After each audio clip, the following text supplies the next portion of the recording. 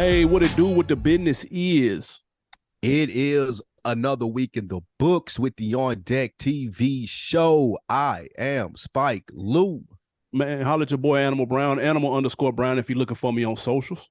Absolutely. And I am Spike Lou on them same social sites. Holla at your boy.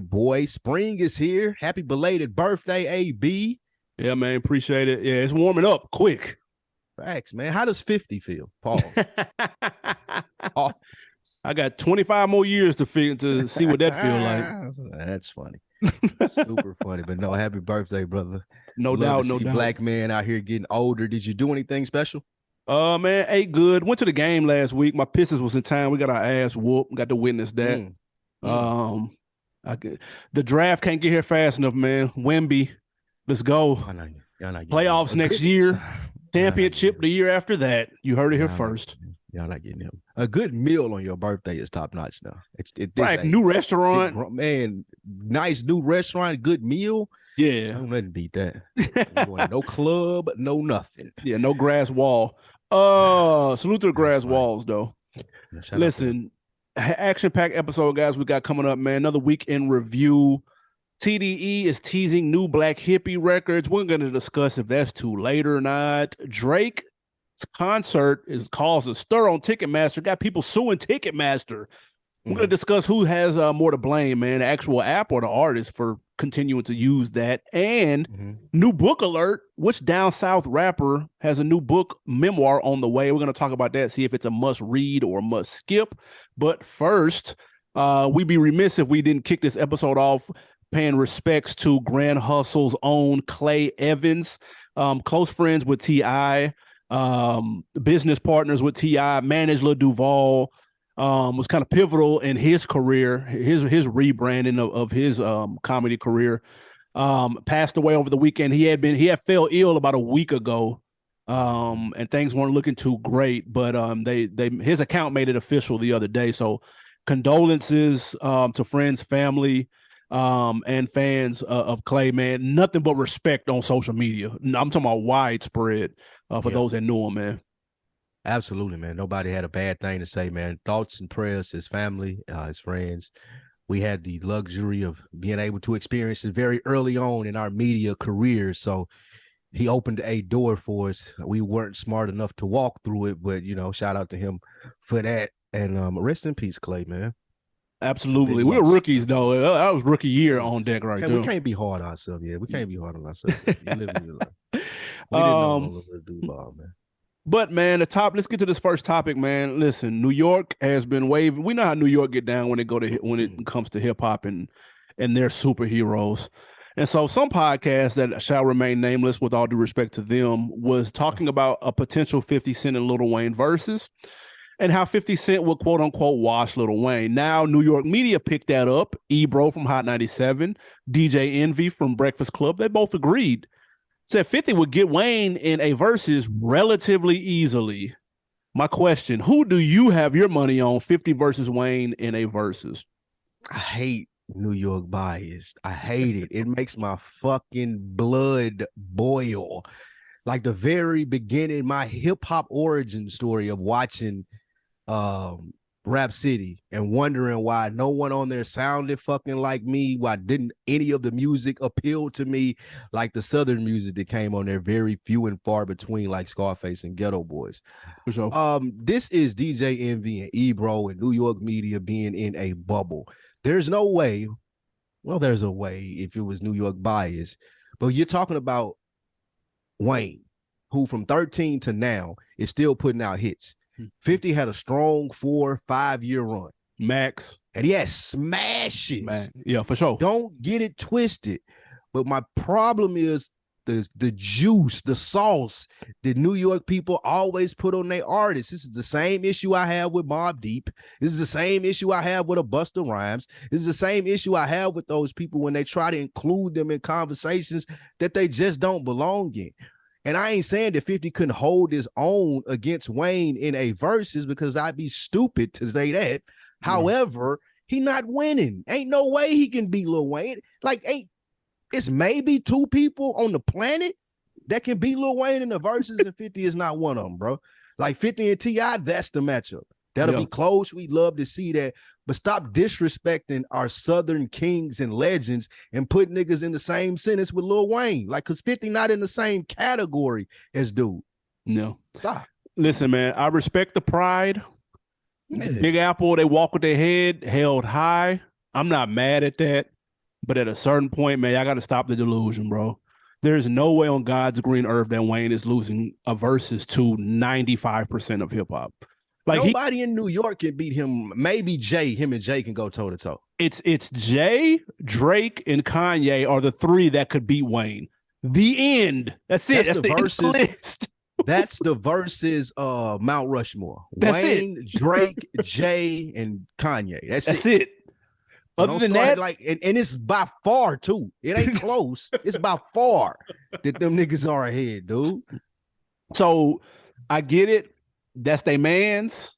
50's doing very well for himself. His pivot is crazy to the TV shit, but let's not get it twisted, dude. We're not playing this a big rich town because that's just gonna get smashed by something Wayne did. One of his 8,000 features, one of his solo songs, one of it.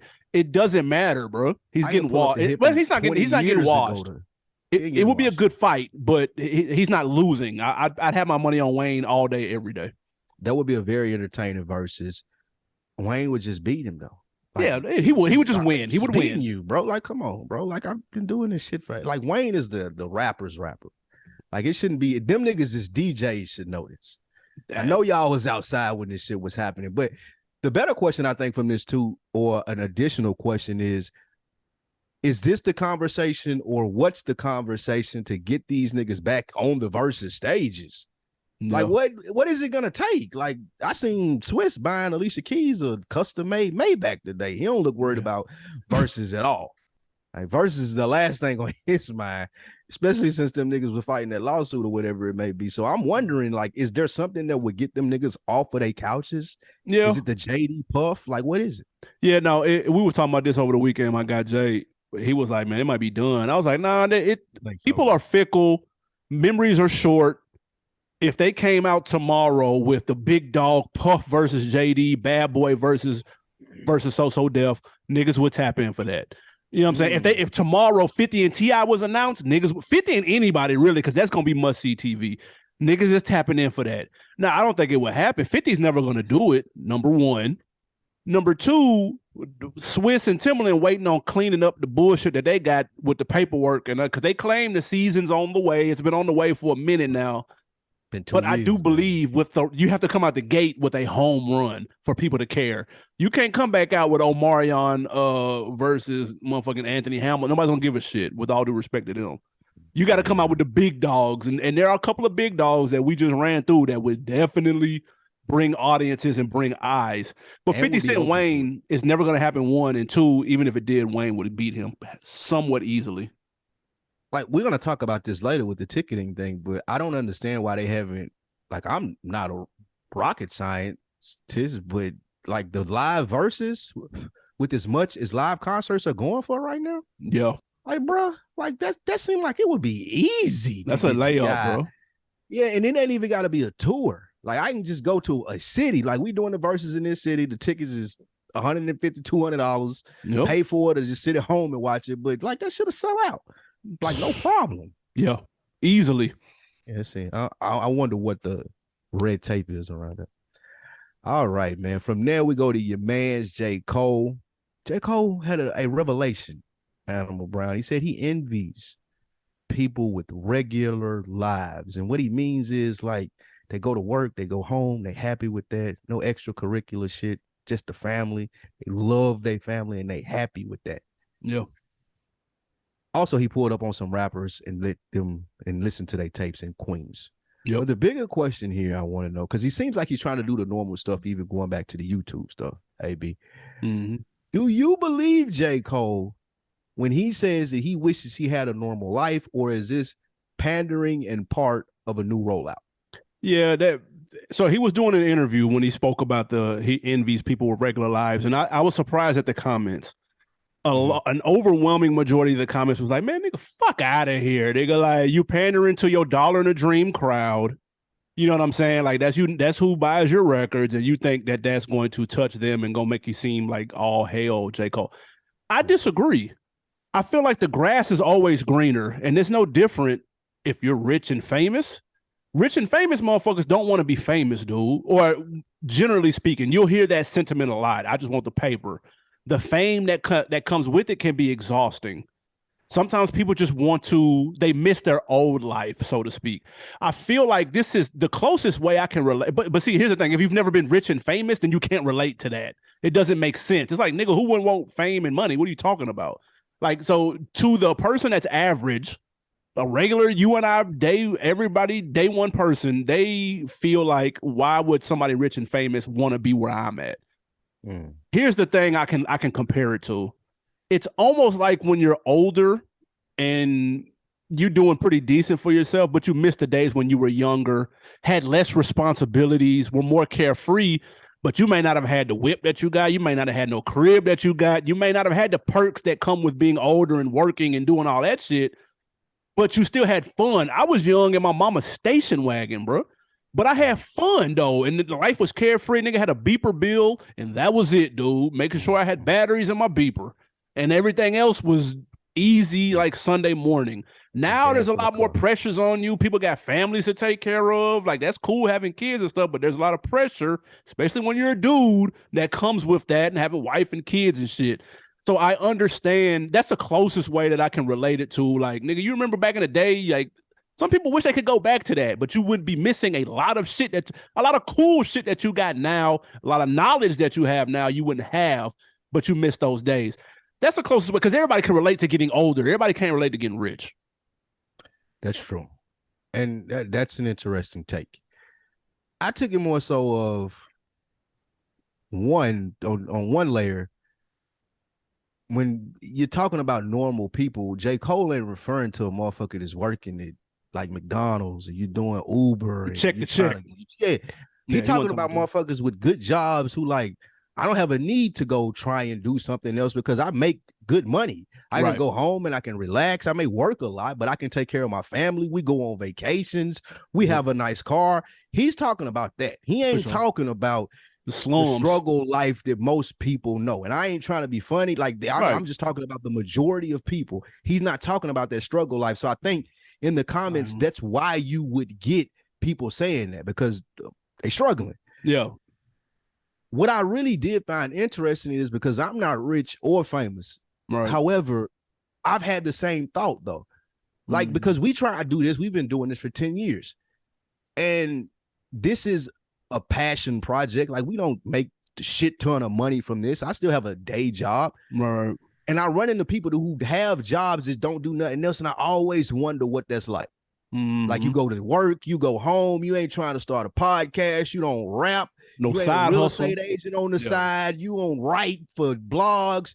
All I do is I go to work, I enjoy myself, my family, and I go home, we go out, we vacation, but not rich or famous though. I've always wondered what people like that, like how, I don't know how you wrap your head around that, because it seems like it's just so mundane to me. The reason that I do this, or I can't speak for you, but the reason that I'm in this field is not to be rich or famous, but I would love to be a self-sustained media person and doing this and getting paid for this, where I ain't got to go work or clock in for nobody. That would be the ultimate goal for this, where people would value my opinion enough to where I can make a living from this.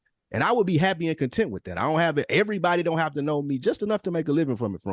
So I get what he's saying about it. I get what he's saying by, like, what if I wasn't J. Cole? What if I was a rapper that was good enough to make a living from this, and I could go out and pull up in the projects in Queens and it wasn't a fucking news story? It was just me showing love to a nigga that I knew. I just happened to be a little bit better off than him. I understand what he means when he says that, like, people who don't have that draw to do something else. I get that. And not even, and in addition to just the draw, just being caught up in that more. I need more. It's never enough. It's a hustle. It's the rat race. It's the nigga. Okay, you did this, nigga. Now what? And it's like, yo, I remember when I got married, when our honeymoon was in DR, and the vibe in DR and places like that was so different from America as it relates to Everybody wasn't hustling and bustling. Everybody was taking their time. Everybody seemed mad chill. Nobody was necessarily worried about when the next this, where am I gonna get this, and the vibe was completely different with the people that live there. At least that from our perspective. Let me say that. And like that's the one thing, well, not one thing, but that's one of the biggest things that we live in a capitalistic society. So that kind of is ingrained in us. Hustle, hustle. Man, that shit. Some people don't want to do that shit, bro. Like some people cool with it. They don't mind their job. Some people actually like their job. Like, dude, everybody doesn't hate their job. Do a podcast or a fucking rap on the side or anything like that. I'm good with work, bro. And I used to, and it's funny. You say you used to see people, and you're like, damn, that's interesting. That my brother was the same way. Bro, my brother worked, nigga. He had season tickets to the Predators, bro, and he could hit the bar twice a week. He was cool. He didn't travel. He didn't have big dreams. But he was happy though. That was cool for him, right? That's what he wanted. He had season tickets to the Titans and the motherfucking Predators, bro. I'm cool. You know what I'm saying? Like, but and I've always been the opposite of that. I've always been wanted more. I've been like that since I was young. And so, but you're right. That comes with a sense of anxiety. That comes with a lot of things that doesn't necessarily feel that great. Things are never enough. So it's like, I feel you. There is a piece of me that always wonders, like, damn, why can't I just be content with some regular stuff? But I mean, that's just how people are wired. That's a fact. Neither is wrong or right, by the way. You explaining it right. You explaining it about your brother made me think, because I think I know the answer to this, but I'll ask you. Your brother doesn't listen to rap music, does he? No, not really. Hip hop fan. Nah, I think that speaks to it. You're a bigger hip hop fan.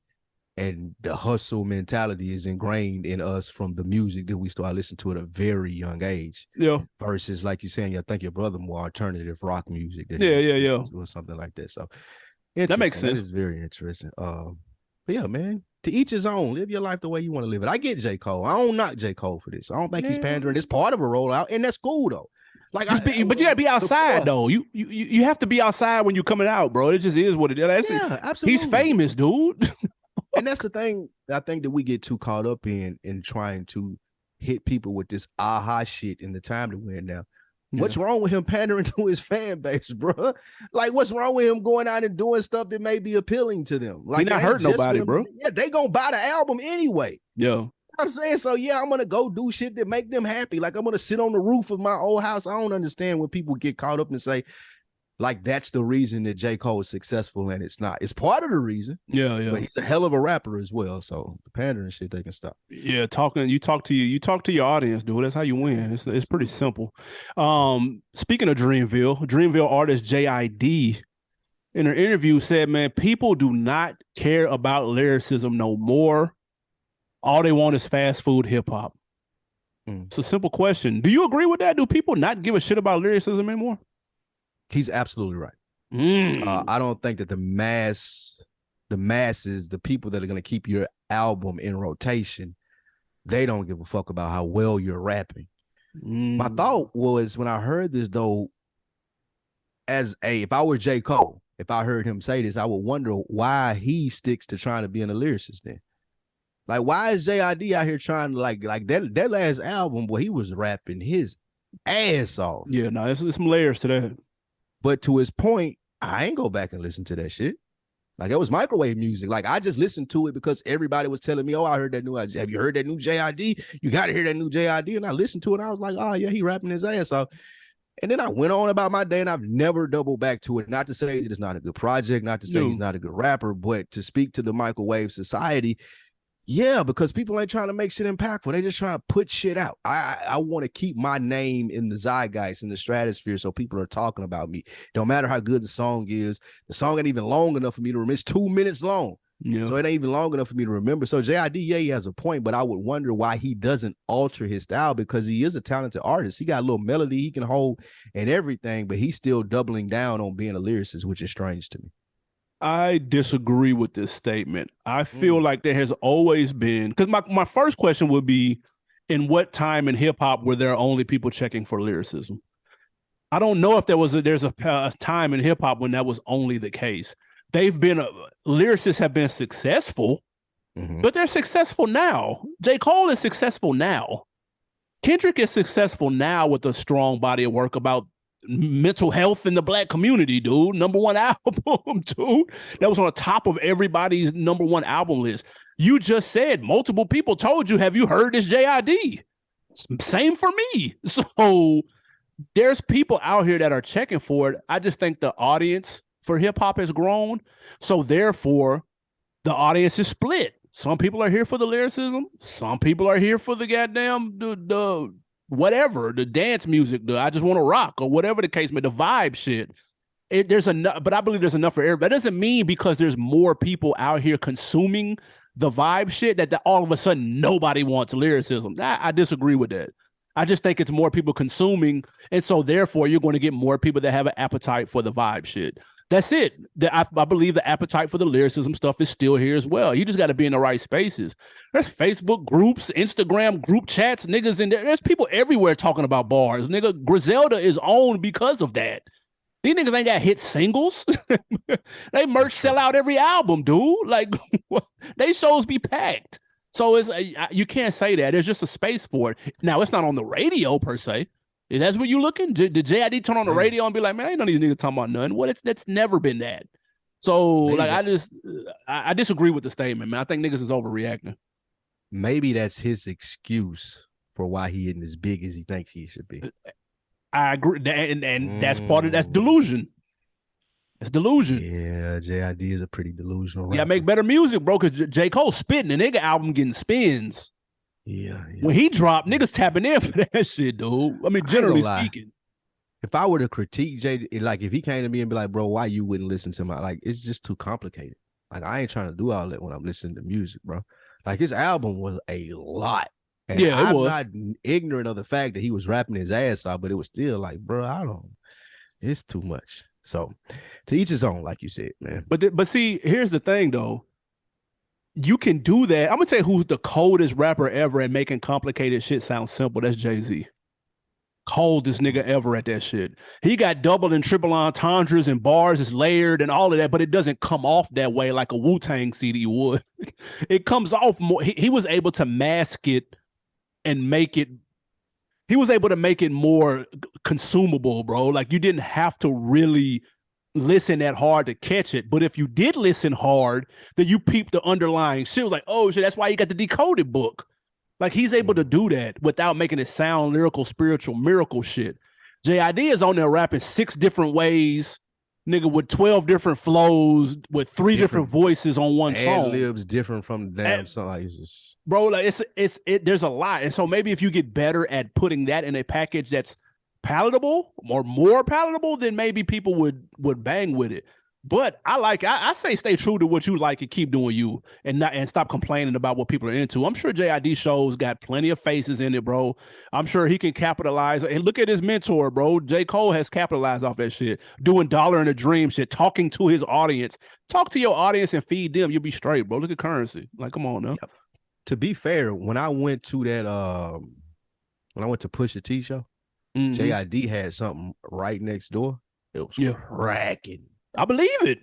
Cracking. So, like you said, I was just speaking to your point of his fans. Like, people come out and fuck with him. So, it was way more people than the Pusha T show. All right, man. Lately, Top Dawg has been teasing Animal Brown new Black Hippy songs. For those of you who are not in the know, that's Ab-Soul, Kendrick Lamar, Schoolboy Q, and J-Rock. What's the last nigga name? J-Rock. Couldn't remember his name. I thought he retired. However, Top Dawg is saying he hasn't retired, and there may be new Black Hippy songs, possibly even an EP or an album. Animal Brown, is it too late for this? Yes, because it's not gonna happen. I wouldn't say it's too late as if people don't want to hear it, but it's too late because the ship has sailed. Kendrick has moved on. He rapping PG Lang. He got his own shit now. If we get any Black Hippy, it's gonna be him and Baby Keem. It ain't gonna have nothing to do with TDE no more. I will say, now, do people want to hear it? Of course. It ain't gotta be a full project. He even said, man, look, man, they owe y'all at least an EP, and I would agree. And I know you have an EP's worth of songs on that hard drive your ass can put out, dude. So I don't know what the holdup is. But again, Yeah, well, yeah. But the niggas is missing the action, bro. J-Rock fuck around have dreads now. I ain't seen a nigga in years.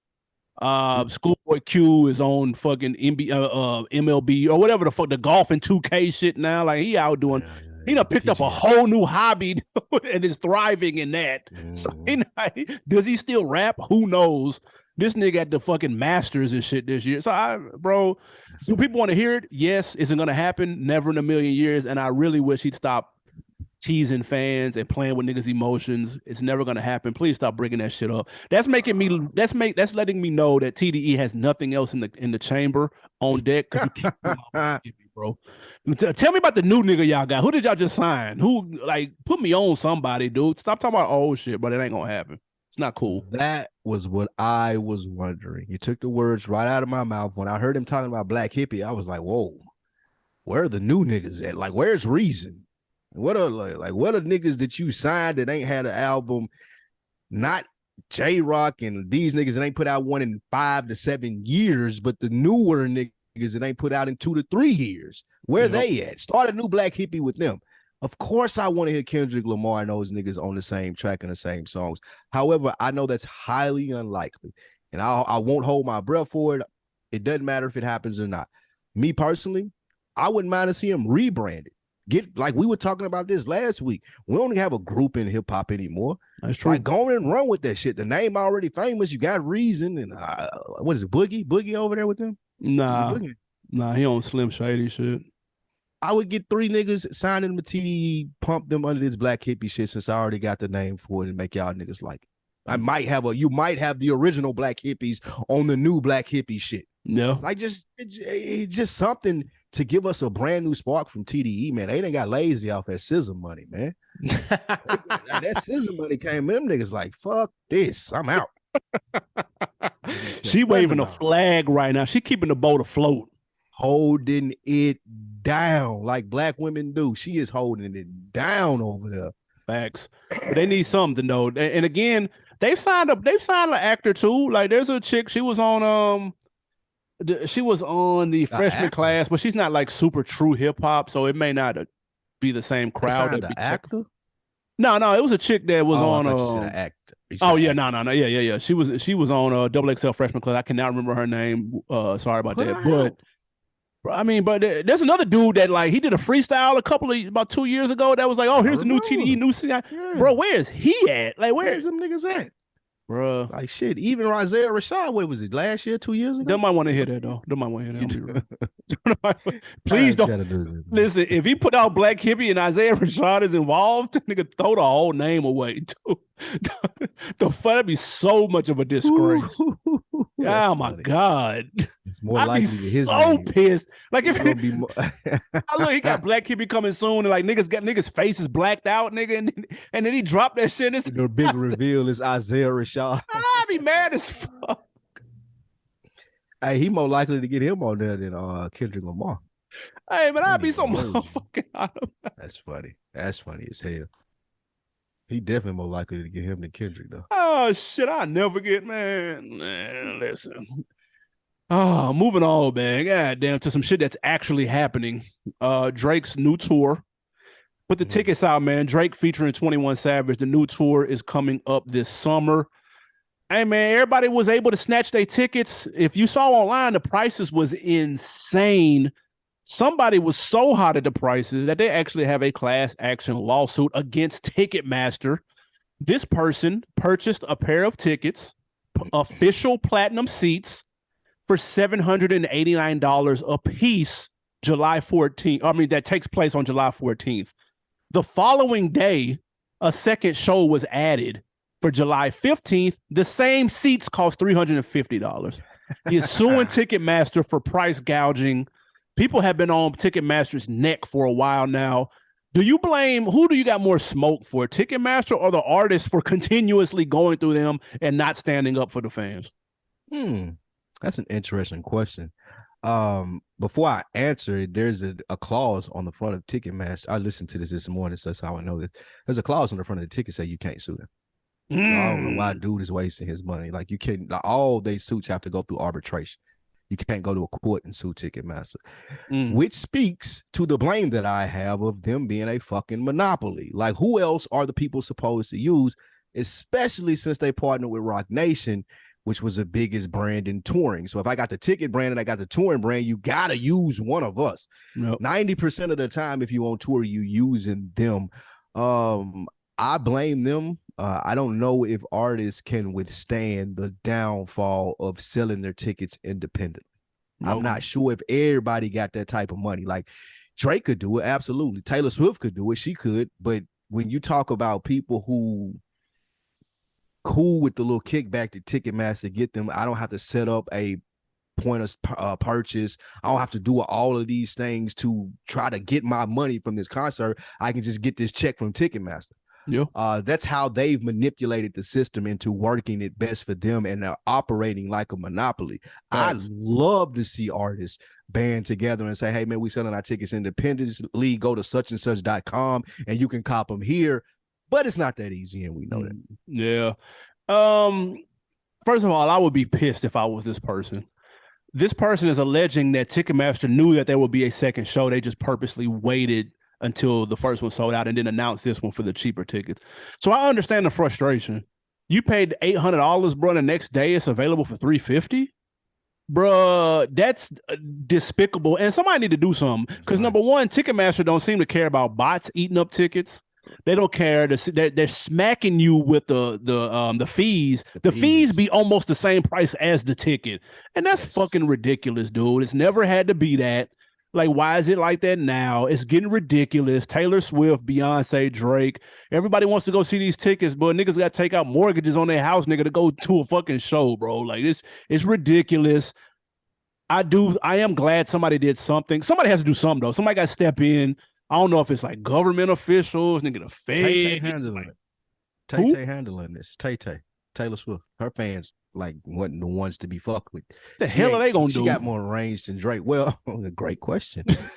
Some of her fans are lawyers. I was listening to this literally this morning on this news show I listened to called Start Here. But when this shit happened with her tickets, there was a lot more backlash, and people was protesting outside of Capitol Hill, and they were talking about the legal, like she got lawyers and shit, this fans of hers. But what has happened is they brought a suit against Ticketmaster, and they took something to Capitol Hill too, where Congress has to take a look at it. So currently Congress is going to try to do something about it. But Taylor Swift was the one that it happened to, where motherfuckers was like, all right, all these white people getting mad and they outside protesting and shit. Let's go see what this is about. But yeah, if something's being done about it, we hope it's definitely in front of Congress and they doing a bill or something. I think what I don't understand is why someone else hasn't been able to come along and just come up with their own platform. Like there's always competition.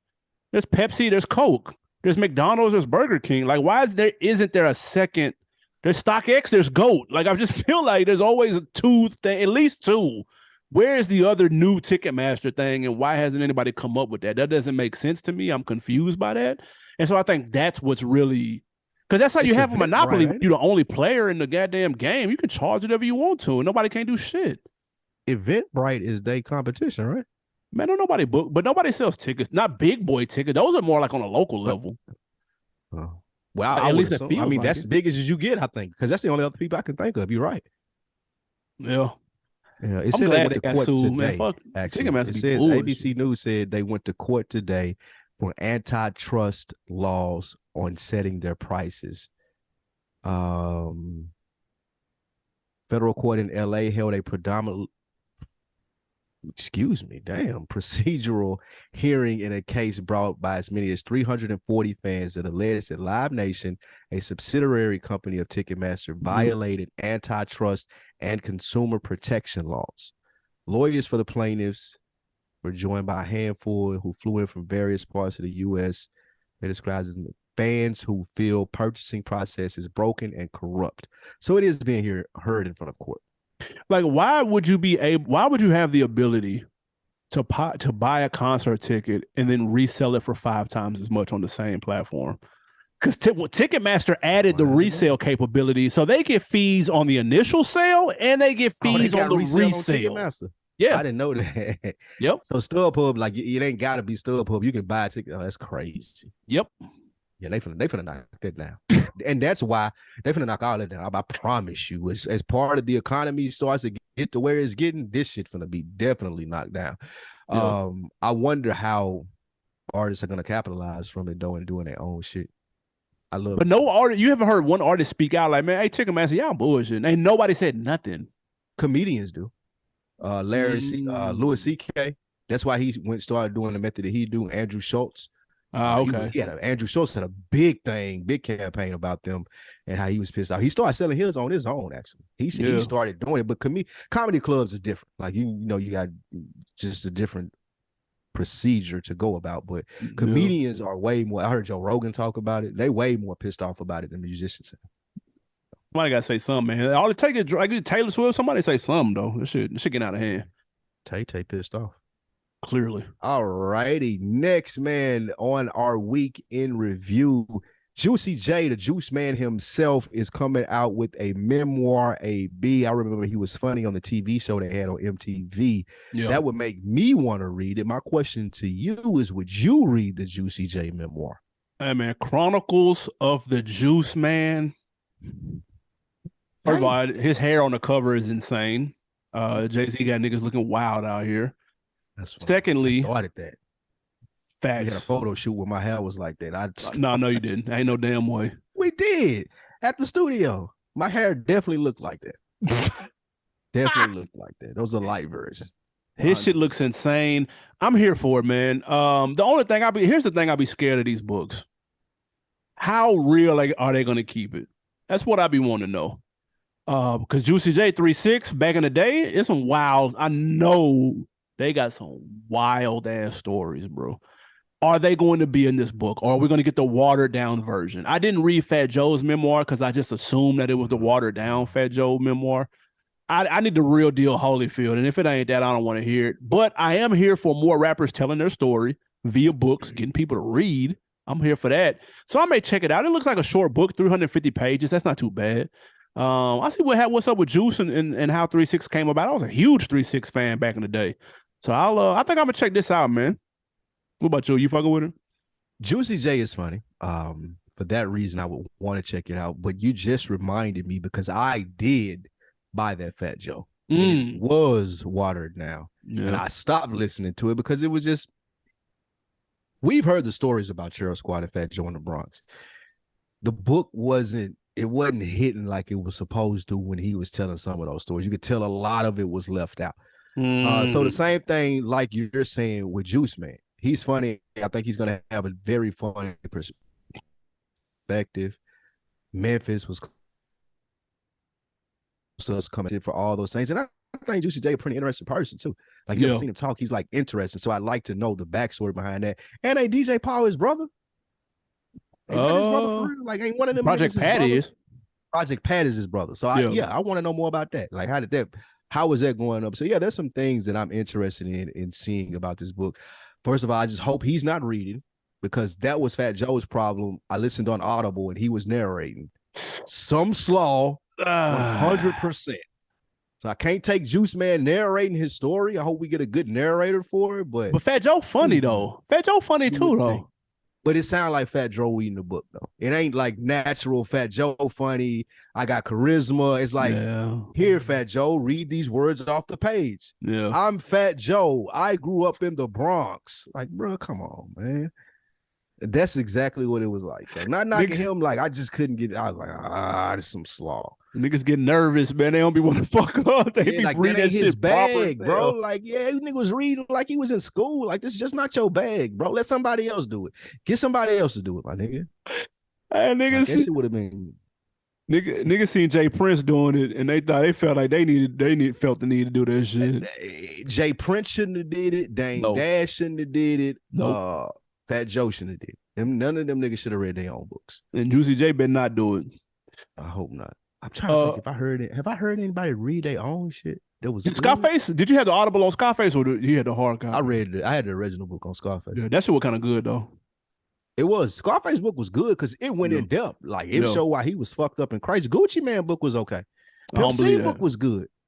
Pimp book was good, and Gucci Mane. Yeah, it's like those. They laid it all out there though. So niggas dropping memoirs out here. I wonder what that bag look like. That's a cool million. Gotta be booked. Really? Absolutely. I would think so. Oh, that's not bad. Publisher. Yeah, publisher gonna make some good money off that. Yeah, that's what I'm saying. That ain't bad. Yeah. Rick Ross book. Rick Ross book was good though. Yeah, Rick Ross book was good. Yeah, you're right. Shout out to reading, man. Y'all niggas pick up some books out there. I love to see the readers. So let us know what y'all read. Absolutely, man. Hey, Soulja Boy went on a viral rant this past week. Again, you know how he gets down once every quarter. He going on a rant. This time it's because some ladies on a podcast. Well, I don't think they were on a podcast. They were on an Instagram page. The question was posed to the ladies: would you rather have a dinner with Soulja Boy or $250 in food stamps? The entire panel selected $250 in food stamps over a dinner with Soulja Boy, who is a known entrepreneur, tech entrepreneur, rapper, got it out the mud on YouTube. The whole nine. My question: which would you choose, the food stamps or the dinner? I'm gonna add on to it. I'm going with the joke. I'm going with the $250 in the food stamps, 100%. He was so hot about that shit. I know he was mad. Was it all women on the panel? Did you see it? Okay.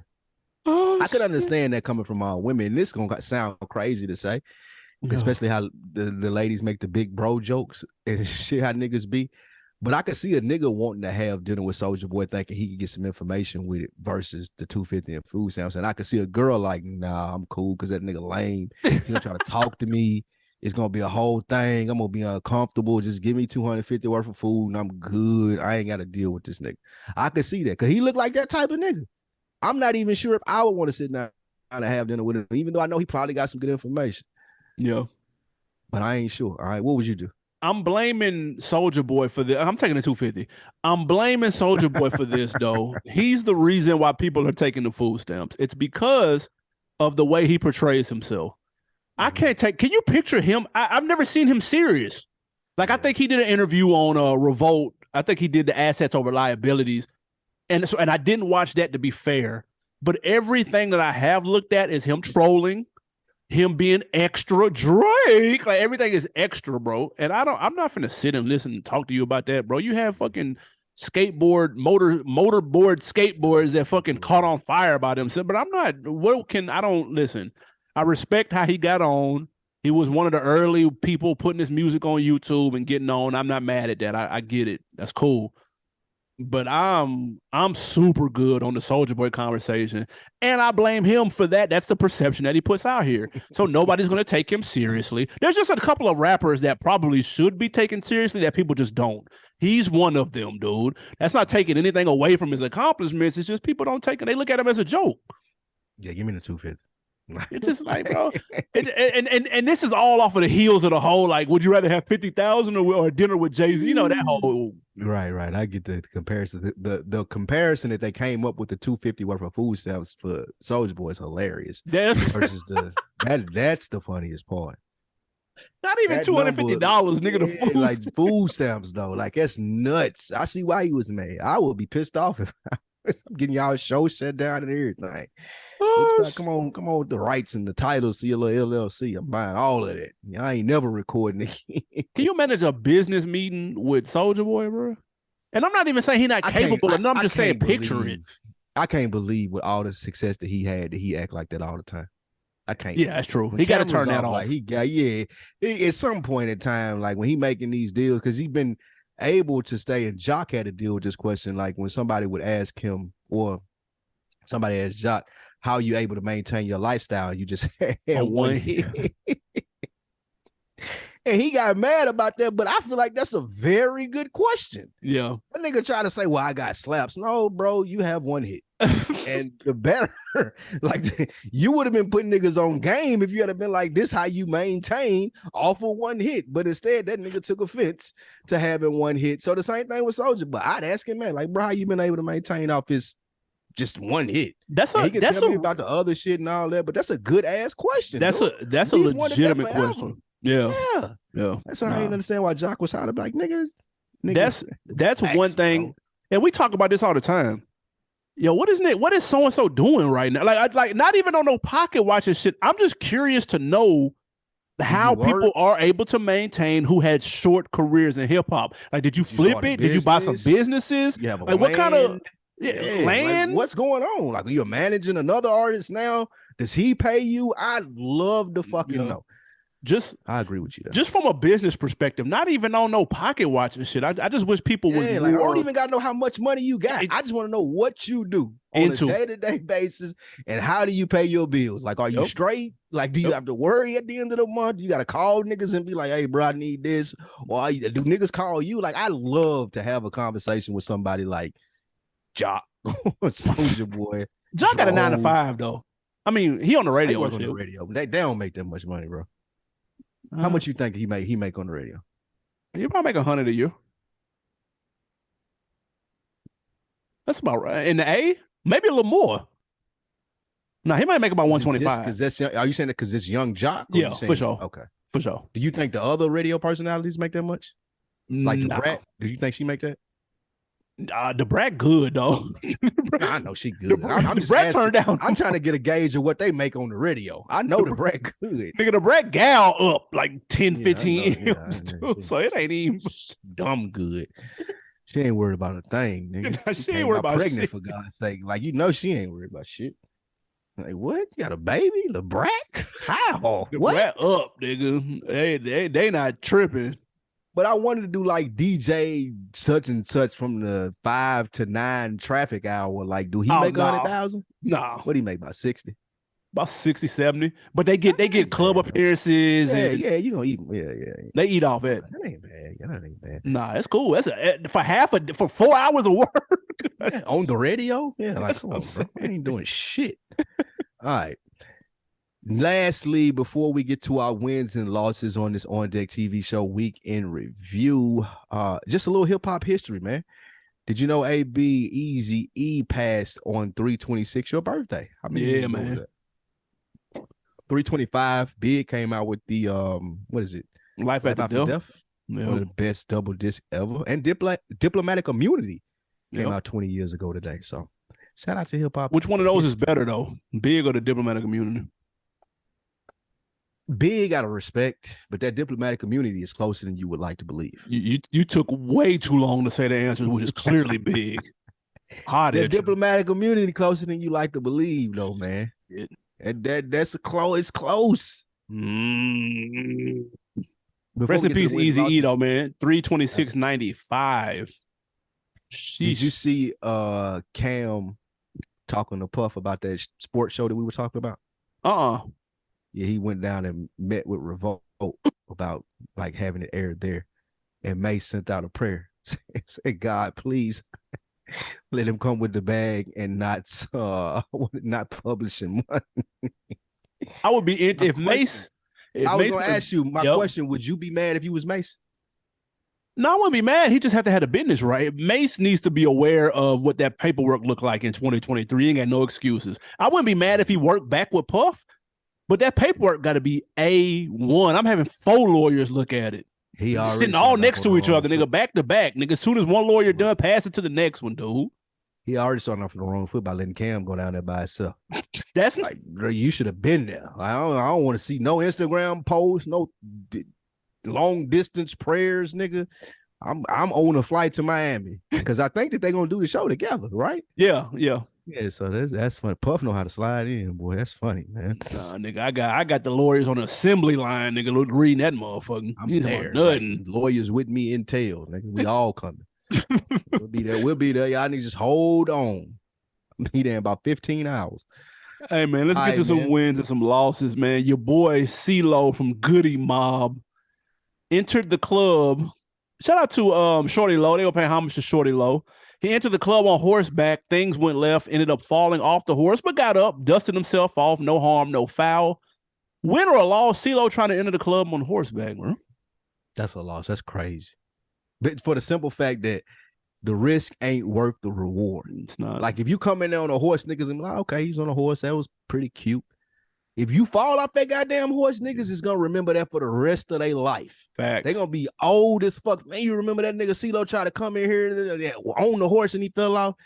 No, sir. No, thank you. Am not doing it. What about you? Whose idea was it to have a horse Nigga, the DJ with music was loud. The DJ was talking. Nigga, man. Nigga, the lights was going crazy. Nigga, the horse like, what the fuck am I at? Nigga, this ain't the barn, nigga. What y'all got going on? And this fat nigga on my back. Man, come on, y'all. Get me out of here, nigga. Nigga, the horse was dumb confused, dude. So that was a terrible idea, nigga. Like, the fuck? That was way big L. Risky. He fell hard as risky. I don't even know why that nigga even considered that. Like, I know somebody got fired. Hey, man. Whoever told CeeLo, man, hey, you got to go on a horse, nigga. Yeah, that was terrible. Tomorrow. Terrible. Next up, man. Speaking of Puff, win or loss, his reality show just started filming, airing on Hulu, coming soon. Are you here for the Puff and Family reality show? Yes. Puff funny. It's been way too long since he's been on reality TV. Yeah. Yes, absolutely. I want to see it. I think his kids have personality too. Yes, absolutely. Yeah, that's an easy call. The last time we saw him, of course, was I almost said How to Make It in America. The fuck, dumb random. Damn, I forgot the name of the goddamn Puff reality show. Oh, Making the Band. Making the Band. Mm-hmm. And they were actually they were rebooting that, and they had a casting call and everything, and then something called COVID-19 hit and completely threw that off the rail. So he back on TV here too. Yeah, it was down here. Yeah, exactly. Yeah, I remember it was a long gas line. Puff need a new show every like 3 years. To be honest, he need to be on TV. I'm be real. He need to be tapping. Would you? What about the Young Miami and Puff reality show? Nah, I'm cool. She get on my nerves. Cool off. You don't like her? Nah. I looked at the Kevin Gates interview finally on that Carisha Please. She funny though. I like her.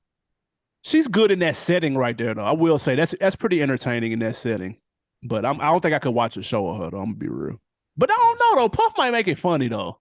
Yes. He might, because her interview with him was funny. Yes. He funny and she funny. That would be pretty good. WRL, Chris Brown had a concert recently. He brought a female fan on stage, gave her a lap dance. Her boyfriend was in the crowd, didn't like it, dumped her after she got off stage. Dude, is that a win or a loss? That's an L, man. He lame. Like, bro, like the whole hall pass thing, like it's a lap dance, bro.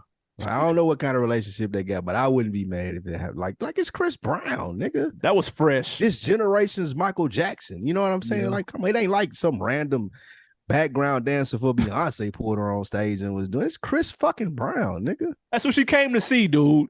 Yeah, like I get it. You gonna take the jokes from your homeboys and shit, but still, all you gotta tell them niggas Chris Brown. What the fuck am I supposed to do? No. That's what you pay them high-ass Ticketmaster fees to go see Chris Brown. Let her enjoy that, man. Too many niggas out here don't want women to enjoy themselves, man. Let her enjoy that, bro. And that's first of all been on rocky ground anyway. That's number one, yeah. or it was super new. But most importantly, nigga, why you even go, dude? Like send her homegirls, you wouldn't have to know about this. I wouldn't even know this because I'm not looking at her page. I'm not gonna be there. She not gonna tell me about it. Like that shit would have had to go viral, nigga. I don't give a fuck about you. Like Chris Brown concert, have fun. How much tickets I got you? Cool. See y'all when y'all get back. Shit. Oh shit. Yeah. Last WRL, man, Corday was a guest on The Shop, and he said that he turned down a pop song from Maroon 5. The song ended up having 914 million YouTube views, but he said he was too early in his career and he didn't think that he was ready for a pop song. Win or loss. Stop it. I hate too smart niggas, man, because this got 914 views. This song was like that goddamn U2 album. It came with iPhones. Like it was in the phone when you got it. And you trying to tell me YBN Corday? I'm gonna use your old name. You trying to tell me, so it's cool. I turned down 95% of the shit I do for my brand. Like, bro, your brand would be out of this fucking world if you was on that Maroon 5 song. Yeah, stop it. Stop acting like he ain't. The thing for me was he was acting like, you know what, it's cool. I turned down, 95%. Like, stop, bro. You out thinking the room, bro. Take that easy little check, dude, and go on about your business. That would have garnered you so many more new fans. Jeez. And I listened to the song. It ain't even like it's like super poppy. Like it ain't even. Bro, like it's not that deep, bro. Maroon 5 did the Super Bowl in Atlanta. They brought out Travis Scott. Nobody gave a shit. Nobody looked at Travis Scott like he sold out. Like, no, bro, nobody cares, dude. He got 2 billion more streams off of that one appearance, dude. And your ass should have been on this song, dude. It's called Memories. If anybody is like, damn, what song did he pass up? They did end up putting 2 rappers on it though. And the 2 rappers surprised the fuck out of me. Who was it? Nipsey Hussle and YG are on it. There's a regular version with no rappers, and then there's the version with them too. I listened to that. Did you listen to the one with this? Yeah, tough. It's okay. Maroon 5, okay. I think they had one CD that was banging, but I ain't really been checking for. But it's not super poppy though. It's like it ain't that type shit. They like more like emo music. You know it's kind of like it's a little more alternative. Like it's not bad. It's not a bad song though. But he tripping when though. Niggas like Corday try to think that they outthinking the room, bro. Like I got news for you, my nigga. You're not Nas. Like you're not finna be Nas. You're not finna be Jay-Z. All of these, the song with 914 YouTube views, you should have been on that song. Like somebody's advising you wrong, bro. Like that nigga said he's turning down 95% of the shit that's offered to him. Now I understand why when I be like, oh damn, I go Corday, I ain't seen him in forever. Yep. Nigga, cause you ain't doing shit. You turning everything down. So he tripping. That shop episode was pretty good, although your boy Rich made it and Steve Stout. Rich and Steve Stout, I can listen to them 2 talk all day though. Cause Steve Stout be dropping gems. I fuck with him. On Decker of the Week, man, we're going to YouTube. Shout out to the homie Hendrix Loco. I'm mad at AB for hating on Snow on the Bluff. LOL. That's a certified hood classic. Good episode, though. Appreciate that, big dog. Snow on the Bluff is some slaw. Not even gonna hold. It's some slaw now, or when you like it's some slaw now. I'll give you that. It was some slaw at the time of its release. That's crazy. That's absolutely insane. Shout out to Icewater Willie on the last episode, man. He said in regards to the top 10 rap CEOs, he said P over Jay-Z due to Dame Dash's accomplishments with Rockefeller. So he's kind of like, that's kind of cheating. It's 2 CEOs versus 1. Nah, P don't even make the list now. I ain't even gonna hold what? Nah, that's stop. We're not gonna erase history. That's what we're not gonna do. Nigga out here shaking a tin cup for like rice and beans and shit. Fuck that. P done fell off my list, man. Give me something to put on, man, or put me on something, I should say. There is a new series on Hulu called Tone Deaf, Lost in Hip Hop. It's talking about all the losses since Tupac. It's like been 90 murders in hip hop since 1996 of artists, and they're just breaking down the psychology of that and how it affects the people that are listening to it. That's on Hulu. It's called Tone Deaf. First episode was kind of slow, but I'm waiting on it to get better. Tone Deaf is kind of hard. It's kind of a hard title. I'm gonna be real. It is. My put on this week. Of course, we know TV with success. Sunday nights or Succession Sundays from here to the next 10 weeks. Complete crack final season. Super dope. One of my favorite shows on TV. But I'm going to YouTube. I'm going to iTunes, dude. It's a sleeper album came out. I don't know what made me click on this, but Sarah the Instrumentalist. It's a project called Sarah's Keys. It's all instrumentals. It's perfect if you're trying to get work done, having this in the background.